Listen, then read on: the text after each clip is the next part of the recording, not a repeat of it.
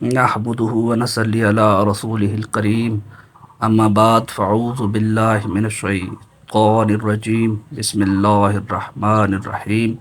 تو آج کا ہمارا پہلا فعل ہے، اس کا تعلق باب ضربہ یضربو سے۔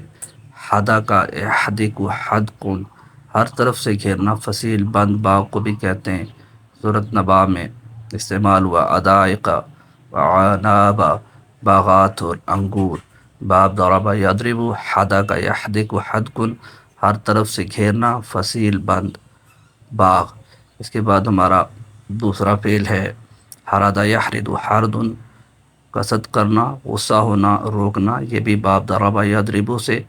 وغدوا علی حرد قادرین، سورۃ قلم میں استعمال ہوا، اور وہ صبح سویرے نکلے روکنے پر قادر بنتے ہوئے۔ حرد یحرد حردن، قصد کرنا، غصہ ہونا، روکنا۔ اس کے بعد ہمارا تیسرا فعل ہے حتم یحتم حتم، یہ بھی باب ضربہ یضربو سے۔ اس کا معنی ہے ضرور کرنا، محکم کرنا، قطعی کرنا۔ سورۃ مریم میں استعمال ہوا۔ حتماً مقضیاً، مقضیاً، حتمی، لازم، طے شدہ فیصلہ۔ باب ضربہ یضربو حتم یحتم حتم، ضرور کرنا، محکم کرنا، قطعی کرنا۔ اس کے بعد ہمارا فعل ہے، یہ بھی باب ضربہ یضربو سے۔ حرف یحرف حرف، الگ ہونا، کنارے پہ کھڑا ہونا۔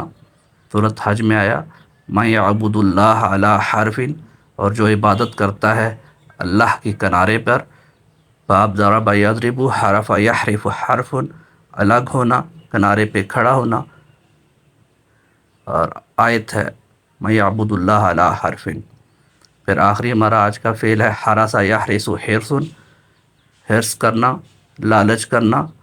سورۃ نحل میں آیا ان تحرص علی ہداہم، اگر آپ حریص ہیں ان کی ہدایت پر۔